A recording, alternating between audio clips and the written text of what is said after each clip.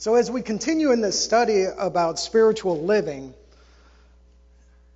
this time change that we just did, yeah, it's always rough on everybody in the spring. We lose an hour. But I've used this before, and it's a good intro to what we're talking about. My mentor, lifelong friend, Galen Anderson, before he passed away, the last thing he told me was this idea that time is a blessing of God that we allow Satan to control. And it's very true, because the further we're removed from something important to us, the less important it becomes. And what I mean is priorities. Because if it's close to your heart and it's always in front of you, it is very important. But we always postpone. We always put things off. I'll call them tomorrow. I'll share the gospel with that person I've been trying to for the longest time. And on it goes. But this morning we're going to be talking about this idea of spiritual living from Calvary, the cross. And there's a few different perspectives we're going to get into. But I want to start off with this. Throughout our life, there are major events that happen. They are life-changing, ground-shaking, ceiling-breaking. They're big things that occur in our lives that are very important to us. What are some of those things that have been a catalyst or a change in your life? What do you guys have? I'll start off and give you an example. A couple things that were just life-altering for me is the day I met Cynthia. Now, we have two different perspectives of how we met and the events leading to our marriage, but that's a story for another time. But, see, growing up, I always wanted to be married. I always wanted children. I figured 18, I'm going to marry the woman I'm going to marry. By 20, I'm going to have kids. 18 rolls around, doesn't happen. 20 rolls around, still doesn't happen. So I push out farther. 21, 23, still doesn't happen. I met Cynthia when I was 25. So that was a huge moment for me in my life. It changed everything, my perspective, my views, everything. What kind of events do you guys have? Divorce. Oh, definitely. Divorce is ground shaking. It changes everything. Death. Loss of a spouse or someone close to you, that changes you. It does. Oh, twins. When I was in Durango, we had two twins in the youth group, Aaron and Andrew, and those guys played havoc on everything. Cynthia thought that it had to be both of them picking on her, but it actually was just one of them. So, yeah, twins, yeah. What were you going to say? Cancer. Stage 4. Definitely. Health. What else?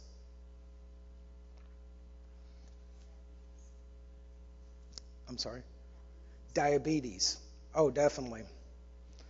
These events, these life-changing situations, we're always exposed to them. They happen all of the time. But with time, sometimes it's good and sometimes it's bad with this idea of healing. It doesn't remove the event, it doesn't change the event, but we learn how to live with it. So this idea of the cross, there are three perspectives we're going to look at. Now the first one is this idea that we're standing and we're looking at Christ on the cross, but we're far away from it. It's in the distance. We keep our distance from Him. We know why He's there. We know what's going on, but yet we don't want to get too close because we know what He requires. Christ requires our heart. Everything else will follow. Our mentality, our thoughts, our actions, our language, our habits, It all follows the heart. And that's the only thing that really he wants. We can read about it in the Old Testament. Jeremiah 31 verse 30, it starts talking about the new covenant, that his law will be written on man's heart. But we keep it at a distance. And there's a lot of reasons we do that. We do it for the reason of, I didn't ask him to be on that cross for me. Or, I know what he's done, but I'm not worthy of it. Now, in itself, being at a distance from the cross, there's nothing wrong with it. Let me say that again. Having Christ on that cross at a distance is not a problem if that's your starting point. If you're moving towards him, that's good. You have a starting point, but it is not the end. And we need to remember that. Wherever we are in our spiritual life, it should never be complete. It should never be satisfied. It should never be where we're satisfied in staying. We always need to move towards it. The second one is, if you will, we're standing in the empty tomb. And we're looking at the cross, but Christ is no longer there. And again, we understand the significance of that. We understand what he came for. We understand everything about it. But again, we're a little bit closer, but we still keep ourselves away. We keep our eyes diverted from where he is. And there's some reasons for that.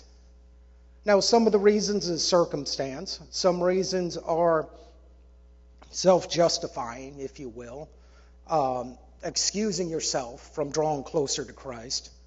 But you see, we still have this understanding of the cross and the purpose of the cross and the willingness of Christ leaving heaven to come for me, to live a life for me, willingly go to that cross. His death, burial, resurrection, and ascension is for me, just like it is for you. But I don't want to give up certain things. I still want to control my heart. I still want to have authority. The third one is this idea you're still in this empty tomb.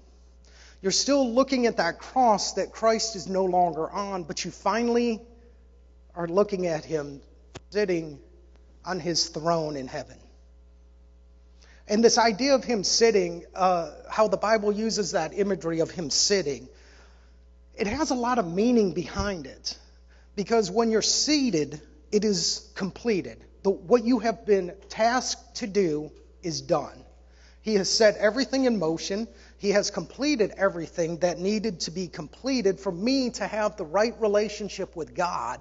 And he is waiting for me in heaven. With that perspective of him sitting up on that throne in heaven, I still see the cross. I still see his life that led him there.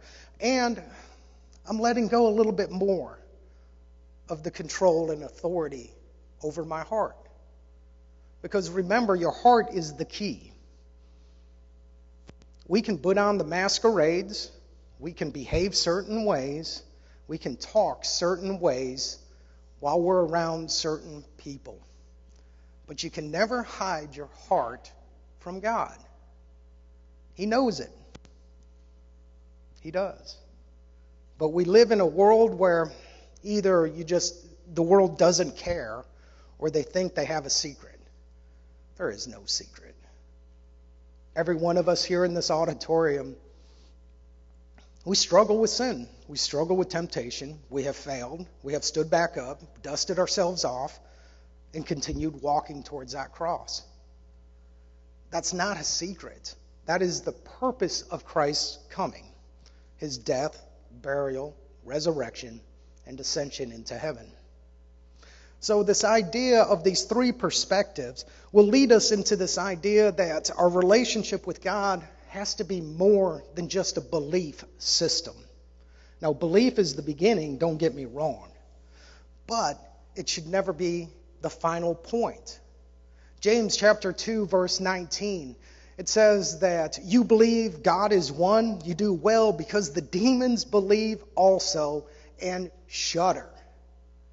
It has to be more than just a belief. We should never be satisfied with just believing in him.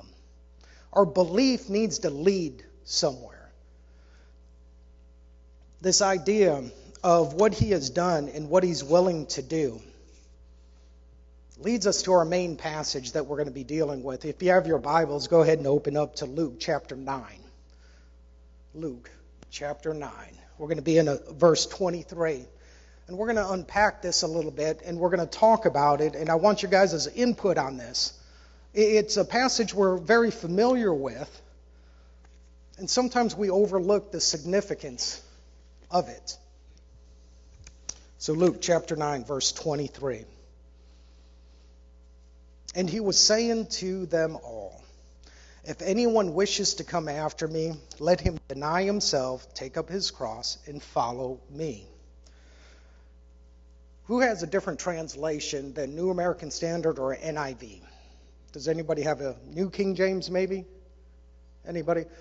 Mine says wish. What does yours say? If anyone wishes, what does yours say? Desire. Okay.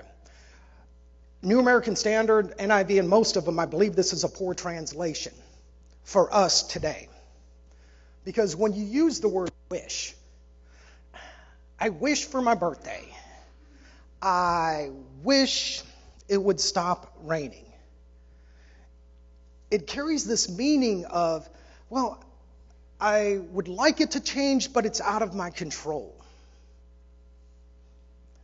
If I wish to follow him, well, I want to follow him, but it's out of my control. It's not up to me, and on it goes. It doesn't carry the weight that Jesus is trying to explain. Desire is a better translation. I desire to follow him. A desire is more than a wish. A desire is something that moves you. Another translation from this word can be purpose. So that would carry a better and stronger meaning in this passage. I purpose to follow Christ. Has a different meaning than wish to follow him.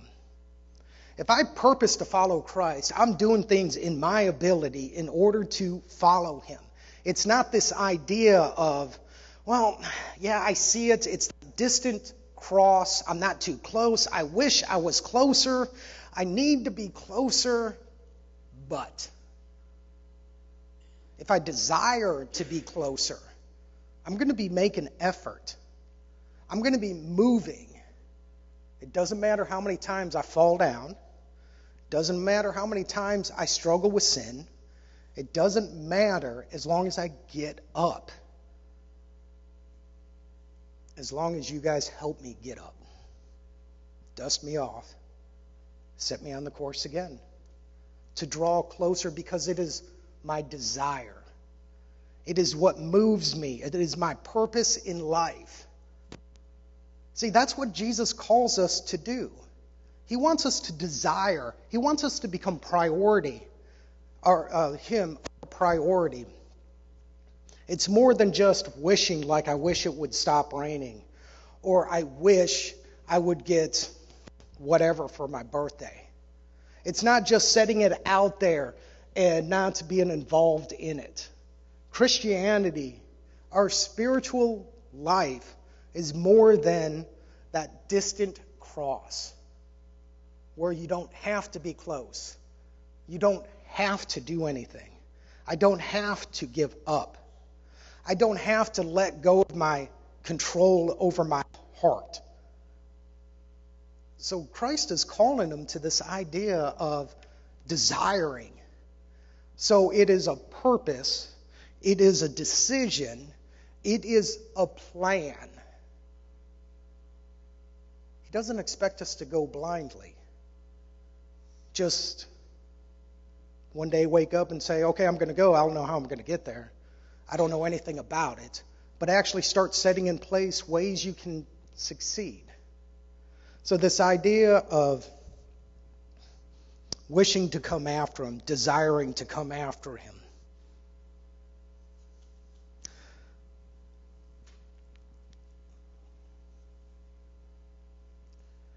A lot of times we have a misunderstanding of going to Christ, developing a deeper spiritual life. Those of you that are here, let me ask you this. Being a Christian, is it easy? What do you think? No. No. What do you call yourself a Christian? Had a couple no's, and then Brandy said it's easy to call yourself a Christian. And that's true. So when we became Christians, by a show of hands, did you struggle anymore?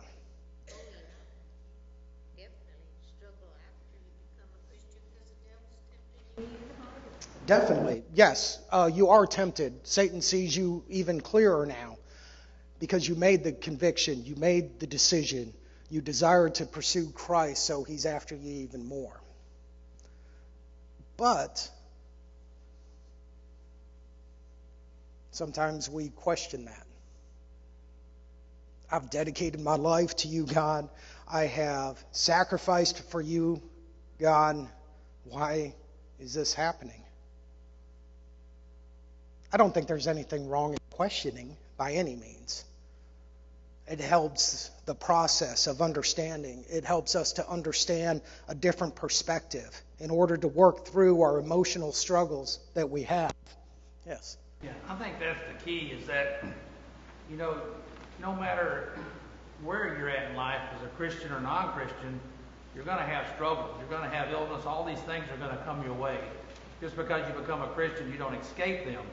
But now we have something to anchor ourselves in that strengthens us. We have strengths and hopes that no one else has. And so our life is a better life. Oh, definitely. I agree completely with that idea. He is our anchor. But the catch is, it's not about the physical. Our hope is set upon him sitting on that throne, waiting for us to reach that. And as we go through this life, we are going to be tempted. We are going to struggle. I think of in Luke chapter 12, in 13 following, Jesus is talking to a brother that wants more of his brother's inheritance and his wealth. And Jesus talks about this parable about this farmer. This farmer, his harvest is going to be large. So that day he decides he's going to build bigger barns in order to store up for himself an easy life. And Jesus points out this idea that, don't you realize this very night your life is going to be required of you? And his point is, it's not about the physical, it's about the spiritual. Because the physical will lead us farther away from that cross. Because it becomes a priority. Now, please hear me. I'm not saying that we're not to work, that we're not supposed to be rich, we're not supposed to have things. I'm not saying any of that. But what I am saying is if those physical things causes you to lose focus on that cross, causes you to no longer understand the importance of that cross, causes you to gain control of that heart of yours, of mine. Anything that comes in between you and your relationship with God is an Old Testament idol. It is an idol.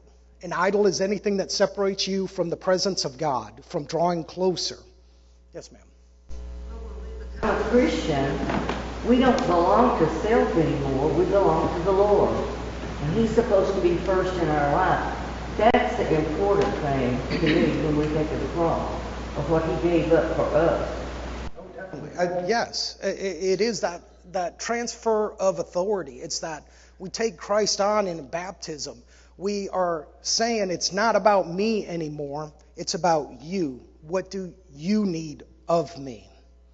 In Luke chapter 14, it talks about this idea, and this is a hard concept that Jesus will talk about. It's verse 25 and following. Jesus talks about this idea that if you love your mother, your father, your brothers, your sister more than me, you're not worthy of the kingdom of heaven.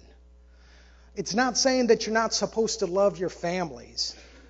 We have another example of Jesus teaching in this idea of this house, and people are just surrounded. Nobody can get in, nobody can get out. And his disciples and his mother comes, and the word finally reaches him. And they tell him, your mother and your brothers are outside. And he looks to his disciples and the people following him. And he says, whoever does the will of my Father is my family. And it's talking about the spiritual family. Just like we are here at White House. We are a spiritual family. And we need to be important to one another.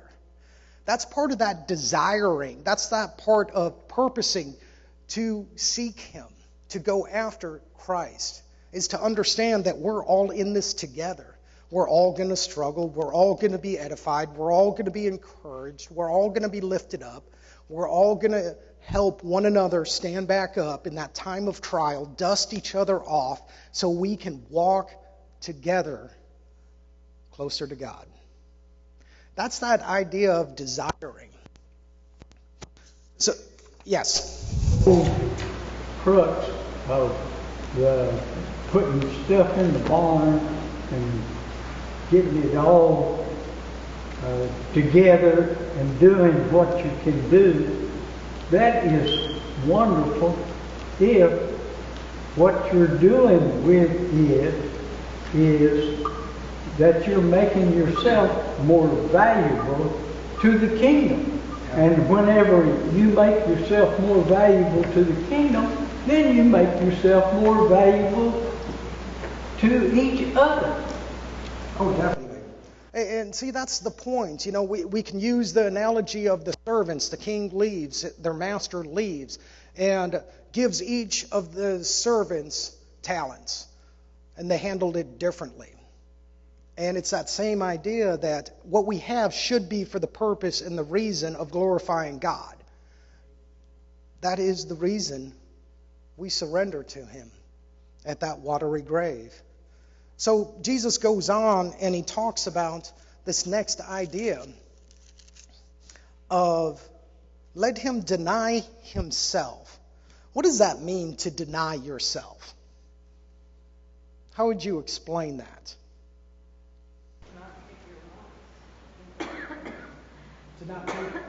To not take your wants and place them before Him. What else? Put others before yourself, definitely. What else? I'm sorry? Oh, pride. That's a hard one. It is. You know, Psalms and Proverbs talks about the idea that pride comes before the fall. But that's something we need to deny. What else?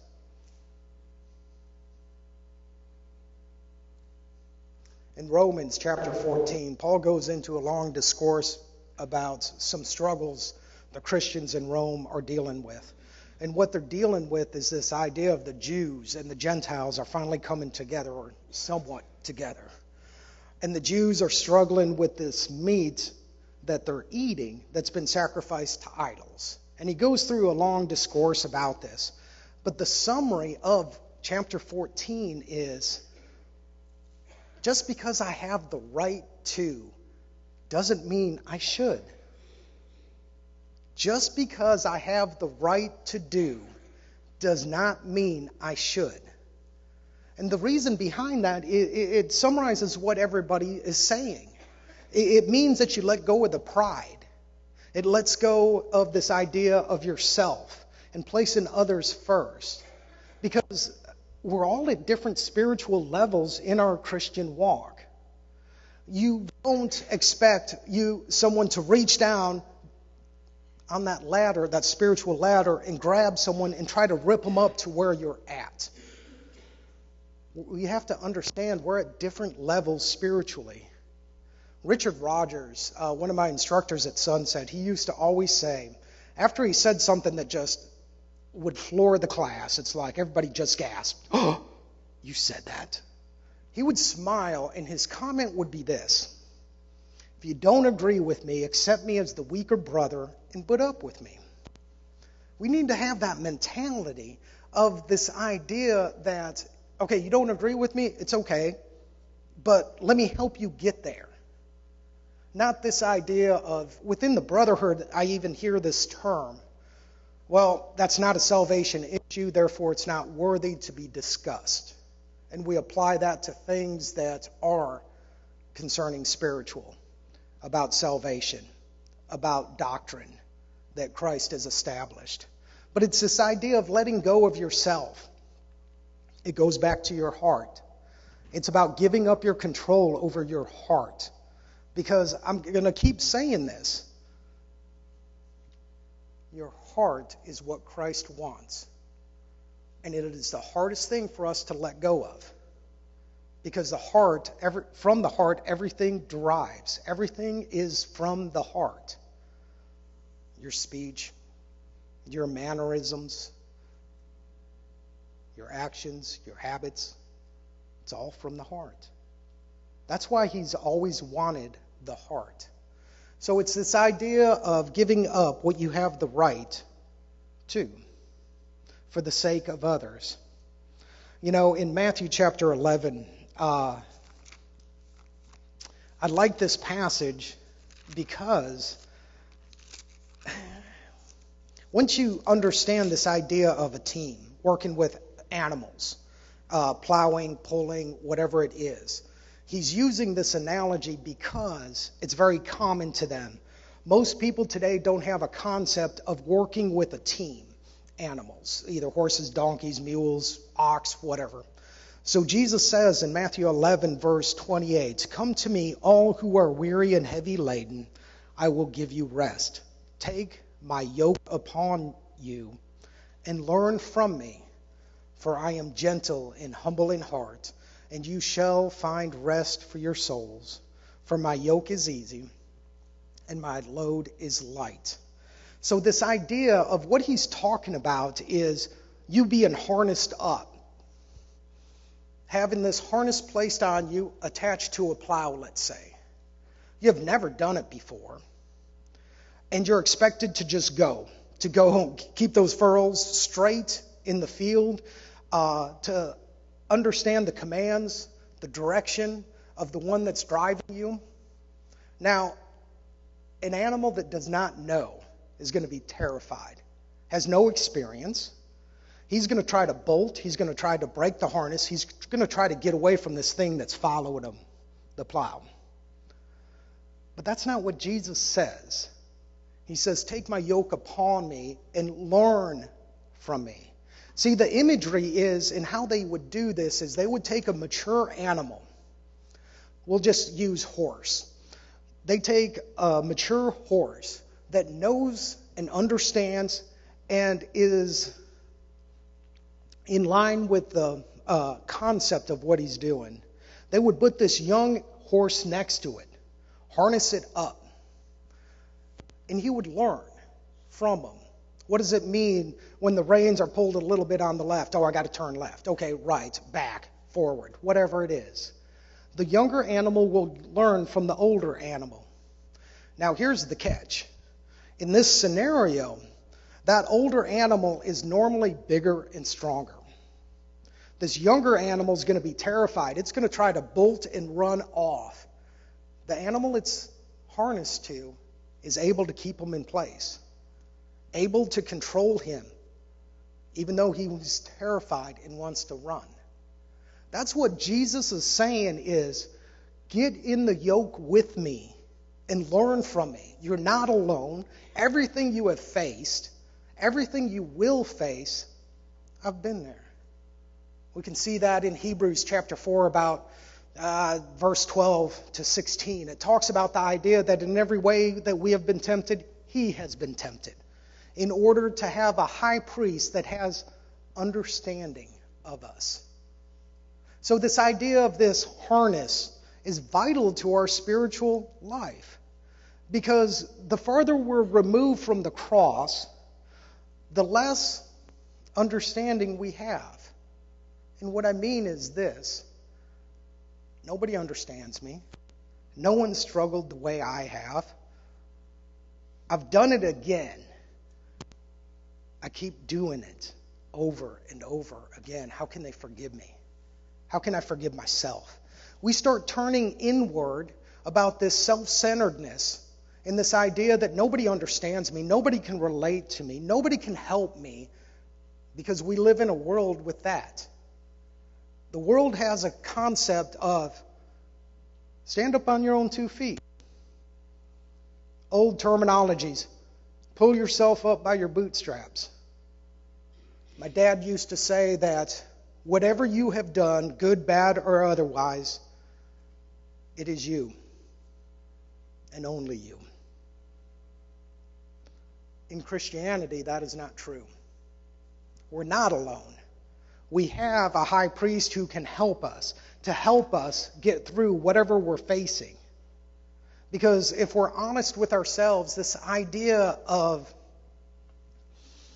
the desires of the world taunt us. They tempt us at times. So if we're harnessed with Christ and we see that temptation, as long as we're in that harnessed with Christ, we might want to go off and pursue that sin.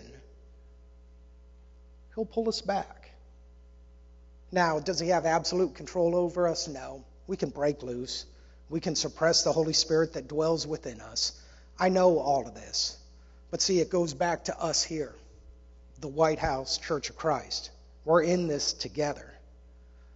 We need to know each other to the point that if you walk by, I can tell something's off. That's the type of relationship we are to have. Now, the catch is this. It's going to require time. It's going to require self-denial. I want to go play golf. I want to go to the shooting range. I want to do this. I want to do that. And then I get that call. Hey, you got a minute? It requires purpose, desire, focus. But that time is a crazy thing that we struggle with throughout our lives. So Christ points out the very idea that, yeah, I'm telling you to desire me and to deny yourself, but you're not alone. We need to remember that. We got to talk more about that he never leaves us, the Great Commission. Lo, I am with you even to the end of the ages. Yes, sir.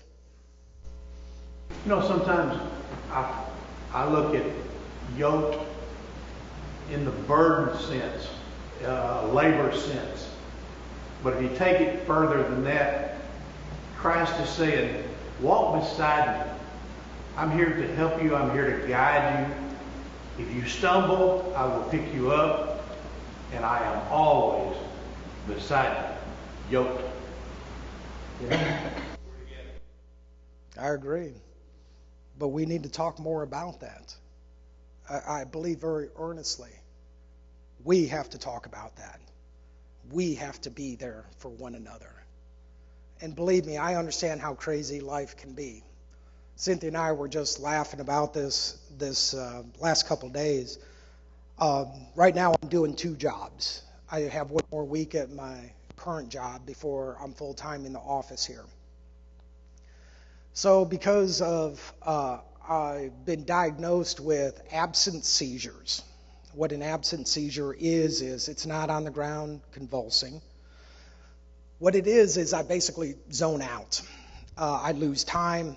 I lose memories. I don't recall what happened.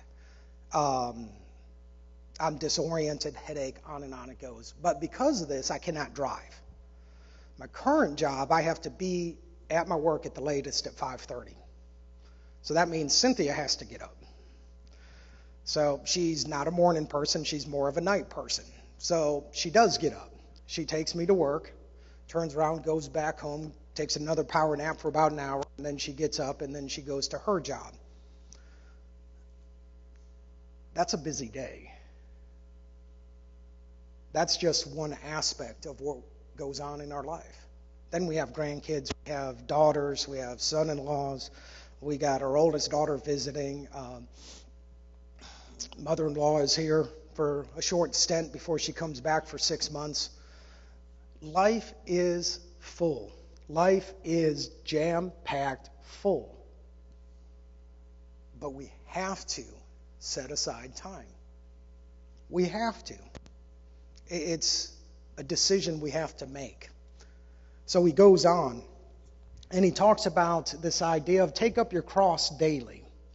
This idea of take up your cross daily. There's a lot of different imagery that comes to my mind, and one of them is when I was still living in Arizona, I would see this one guy. He would have this massive cross. It had to have been like the cross arm had to have been about 6 foot. The main support had to have been about 14. I mean, huge. And you would see him just dragging it down the highways, right along the interstates, always, just on the shoulder, just dragging this thing. He took it literally. Take up your cross and follow me. But what I always struggled with is he had a big rubber wheel at the base of it. Make it a little bit easier so it can go farther. Now, I think his intention was right. I'm not saying, I don't know.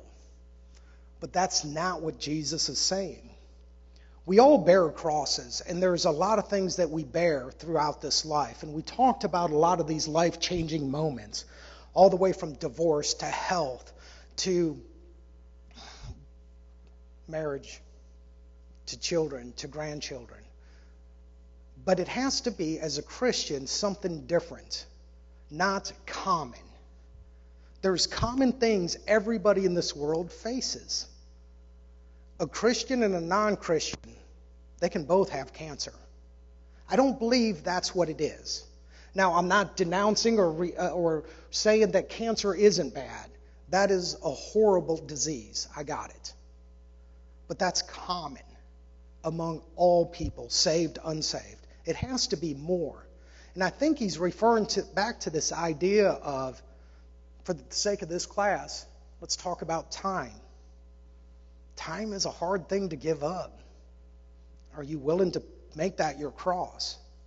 I'm not saying ignore your family or your responsibilities at your job. I'm not saying anything like that.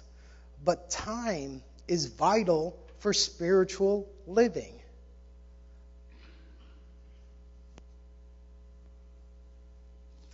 I don't want a show of hands. I don't want any comments. This is rhetorical. I want you to just think about this. When's the last time you studied the Bible? Well, not study. Read. Just for time with God. Compare that to the amount of time you spend listening to the radio or watching TV or movies. When's the last time that you prayed? Now, how you pray, that's up to you. Do you want to be on your knees? Do you want to be completely laid out on the floor, face down? Do you want to be looking up? Doesn't matter. When's the last time that you prayed, not just for your meal? We struggle with these things because of time. And time is a crazy concept. Like we started off and we were talking about this idea of time is a blessing of God that we allow Satan to control. Because I guarantee that you've experienced this to some way or another. I have the habit, I have the time set up every morning that I do, let's say I read God's Word every morning for 30 minutes. So what happened is, because of the busyness of my day, I end up sleeping in. So I don't have that 30 minutes this morning, and the day just keeps getting worse. So the next day I'm exhausted again, I sleep in again. So I still don't have that. And over time, those moments with God I was spending is no longer there, and I don't even notice it because I've backfilled it with something else. But that's what's required when Jesus says, if anyone desires, It's a priority. It is a focus. It takes precedence over everything in your life to come after him, to deny yourself, take up your cross, and follow me daily. That last part, this isn't a fair weather friend concept. It is not Jesus at a distance on that cross. It is day in, day out, finding the time to draw closer to that cross. We have to. That's what we're called to do. That's what Christ came and lived the life that he lived, to set examples for us, to take that cross and die for us in order to be buried, to be resurrected, and ascend back into heaven to sit on the throne. Homer Haley had this statement in one of his books. It was in the book The Messiah of Prophecy, The Messiah of the Throne. And his statement was this: the essence of sin, the meaning of sin, is dethroning God and enthroning yourself. It's about taking a hold of that power, that authority of your heart, and not letting go. That's what it is. So this idea of spiritual living, what I want you to think about this week is a couple things. I want you to think about time. Because if you do want to deepen your spiritual life, it's going to require time. Now that time is going to look different for everybody. It might be more time reading, more time praying, more time meditating on the Word of God. But it also might be giving up that time when you get that phone call from your brother or sister in Christ and say, "Do you got a minute?" Well, actually, we're just running out the door. Now, there are some times that we just cannot give up the time at that moment. We have prior engagements, promises that we need to fulfill. I understand that. Don't get me wrong. But what do you say? I ain't got time. Why don't we go a little farther and say, "Hey, I'm going to be freed up in about an hour. Can I call you back? How about next Tuesday? How about tomorrow?" Make it your priority to be there. Because that's what we're here for, is for one another. So be thinking about time. And the other part of it is this idea of be looking at the three perspectives we talked about today. The cross, Christ on the cross at a distance. Us in the empty tomb, looking at the cross without Christ on it. And then again, the third one, us in the empty tomb, looking past that empty cross to Christ sitting on that throne, completed everything and waiting for us to enter into heaven. So the lesson's yours. Thank you so much for this morning.